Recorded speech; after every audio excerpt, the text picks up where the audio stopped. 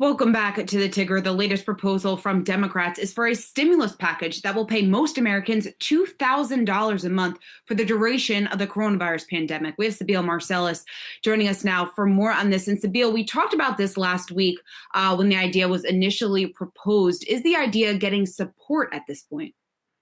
Hi, Seana. So yes, we're starting to make a case for monthly stimulus checks for Americans because being one and done is not enough. A one-time $1,200 stimulus check will not help the millions of Americans who, as we know, have lost their jobs. 2.5 million lost jobs in the month of April, more than during the entire duration of 2008 financial crisis. So I spoke to Brookings Institute senior fellow Bradley Hardy, and he actually made the case back in March for monthly stimulus checks. And he said that it's absolutely necessary at this point because Americans need consistent liquidity. He also said that there is a cost to inaction. And that's what we're seeing played out in the labor market. As we know, the unemployment rate went to 14.7% in April, but the Congressional Budget Office projects that it's going to remain elevated towards the end of the year and be 11.7%.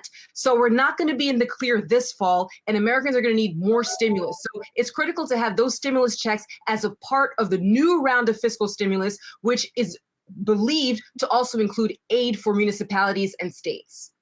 And Sibile, I also want to point out that in your piece, it was interesting because you mentioned the fact, and I guess it logically makes sense, but when people are laid off, they're less likely to spend. So some of the figures that you got from Deutsche Bank was people who are unemployed drop their consumer spending by 10%. And then if they're still unemployed, once their benefits are exhausted, their spending drops by even more.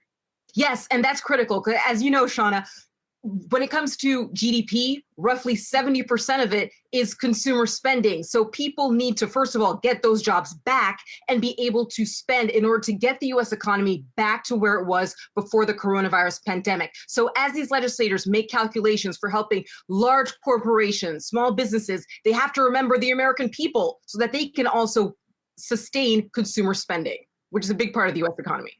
All right, Sibile Marcellus, thanks so much for breaking that down. Hey investors, Zach Guzman here. Are you interested in learning more about the markets and getting the latest financial news? Well, then click right here to subscribe to our Yahoo Finance YouTube channel.